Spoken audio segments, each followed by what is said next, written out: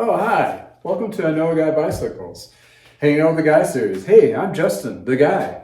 So I'm working on this bike and got it last weekend and I'm doing some cleaning on it, which I have a little video on inspecting the frame and cleaning earlier. You can check that out. So cleaning this thing up and I realized it had an internal cabling and I haven't touched upon internal cable routing just yet. So internal cable routing, which means the cable goes inside the frame and pops out somewhere else. And this is a tricky bit. A lot of people are afraid of this, and there should be, because on some frames, that cable drops inside there. Replacing it is hours of torture with magnets and what have you, and some special juju to try to get it to come back out. I can't tell you how many times I've gotten caught with that. So when I see internal routing, it's like, boop, red flag. Let's make sure how we approach this and approach it correctly without causing any major issues. Trying to restring it with new cables. The mechanics over the years have been trying to, make sure this doesn't happen, and the more complicated internal routing gets, the trickier it is. So anyway, this felt has internal housing, cable routing for the brake. So to replace that, I need to get to the brake cable entirely. I was able to pull the housing entirely. I was able to pull the cable out already, but definitely didn't left this in here so as a guide. So I need to remove the tape by doing that to expose the rest of the housing. Oh boy. And this is the kind of tape that does not come off easily. So that's gonna be not fun. So sometimes you get bar tape that, man, becomes a part of the bike and then tears off like so. This is one of the many reasons I replace the cable or replace bar tape, because man, some of the stuff is just nasty, and how long it's been on there, I'm not sure. So you can follow the housing with your razor blade, and then you can try to get most of the stuff off. And there's a couple tricks of cleaning that all off. And mostly it's just using a razor blade to try to get the gunk off and get underneath that sticky mount. But anyway, so that's not a video for this time or here and there. Sometimes you can put a little enough torque on a pole tension that'll kind of unglue itself as you tug at it and not catch like that was for a little bit. But anyway, yucky. That's why I wear gloves. This stuff gets nasty sometimes. And I just tore it off. Anyway, so I need to get to see this whole cable housing, and it does slide in there, so I pulled that out.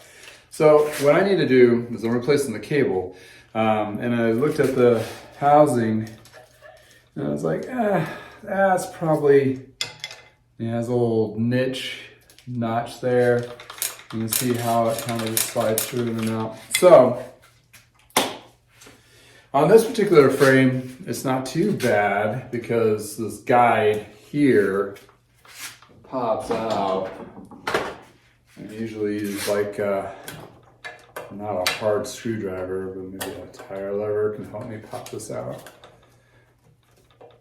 Maybe I can do a flat head.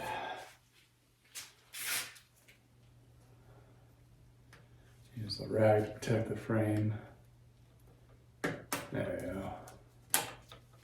So what this is, hopefully you can see it. That's a little guide, and the end of the housing came off too, so that's good. So the guide's here. We want to set that aside so we don't forget about it. So in this case, if the housing did get pulled, you can probably get a cable through there and use a magnet to guide it through and pop it through. But in this case, I don't want to do that. So I have an old cable you can use a new cable too. Actually, I'm going to use a new cable, the one I'm going to be replacing it with. This is longer. So it doesn't matter which direction you go, but you want to slide it through. And what you're doing is you're replacing the housing with this cable. Actually, I'll go the other way so you can see it better. Like I said, it doesn't really matter which direction. And actually, yeah, this is probably a better way to go. So you thread that through, so it pops up the other side, right? So I got this cable, it's out there. Now I hold onto the cable here so it doesn't follow it. I kind of just tug on this housing. And like, oh, there it goes, it's inside. And boom, there we go. We have a cable that's replaced where the housing is. Okay, so I take my new housing and I match it up as in length with new, and I have bulk, so pulled out of the box here. Then I add like maybe an inch. It doesn't hurt to have a little extra housing, and you can always trim it back if it's too long back in there or two. But if it's too short, life sucks because you have to redo this whole thing again. So it's always better to wait around a little bit longer. So I cut that. So matches here, but another one I got a couple inches, right? So that's done. Toss that. Now I'll put on my door glasses because I can't see close up. And I will do this. So in a lot of shops they have a grinder, right? And sometimes they use a grinder. I use a file. So get you a little bit closer here. Set that there. So you look at the cable housing in here. Oh, that's another beat. Let me do this first. So I need to cut. So there's a little burr here.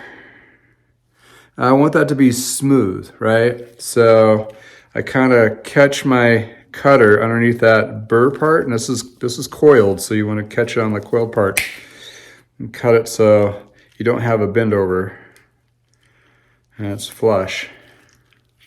See it like right there, and boop. Hopefully that catches it close enough focus. So that's gonna be nice and clean. Still looks messy. And this one actually cut pretty clean, so you don't have to do that. And you can see the coil, it goes through, and you don't want it to loop back over. If it loop back over, you're in trouble. It's gonna catch that cable and not be the idea is being smooth as possible, right? You don't wanna have any abrasions or rough points. So what I do is I file this flat. Oh, took my glove off. So the metal contact is exposed, and I go at an angle to get rid of the extra material around the end, like so. So it's nice and clean, like so. And then I take you can use a poker or something like that. And I make sure the housing has a liner inside. It's a Teflon sleeve, and you want to have that exposed so it has a good open hole there. I'll do the other side.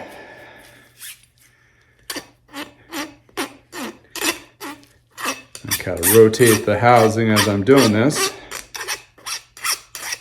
The other cables will be different because they have spline versus spiral. So you don't need to do this, but you need a clean cut. You need to have a good opening.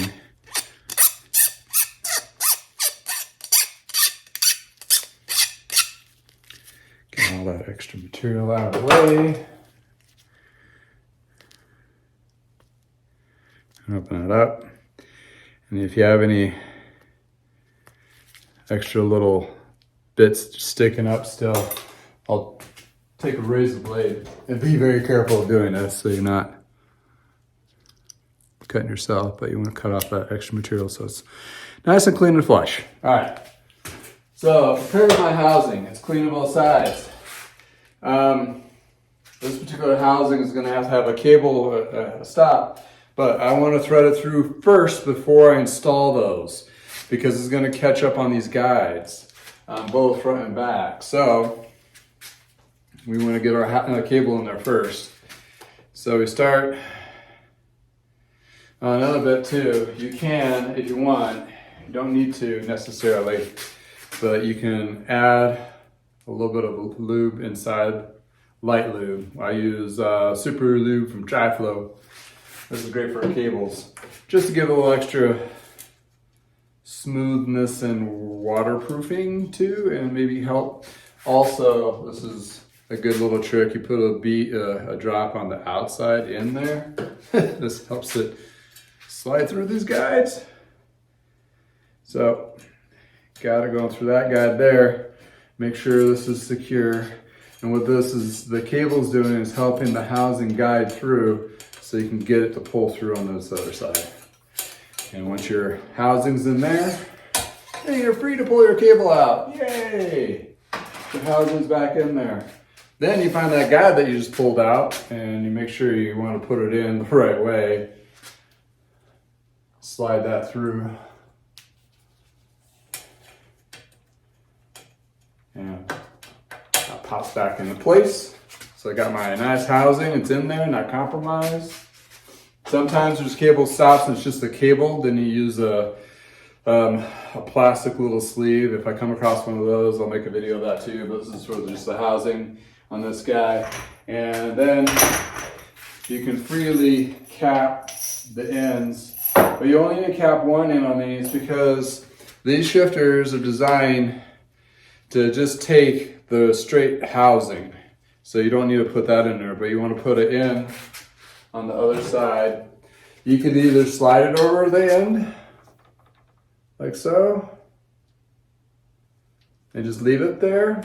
I like to take a little bit of a crimp to it, just lightly, and go all the way around so it has one nice little line. That kind of just holds it in place so it doesn't drop out as you're trying to do that.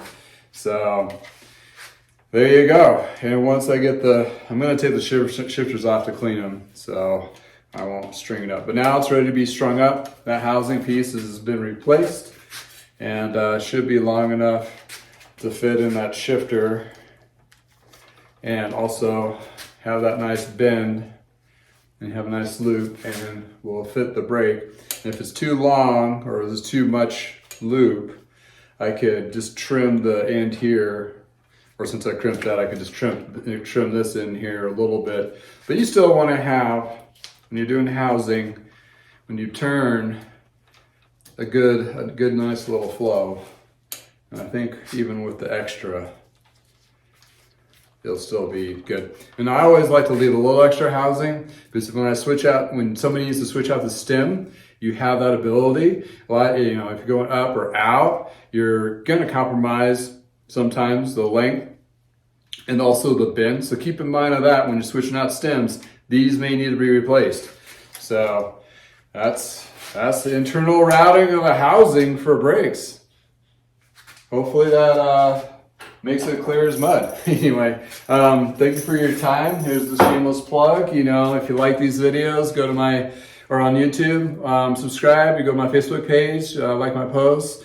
Or like my page, and on my website, iknowaguybicycles.com. You can subscribe to the email list by throwing your email address down, and that'll show you, and also that shows everything I have for sale for parts and bikes and the bikes that I just refurbished. So thank you for spending the time with me and have a wonderful day.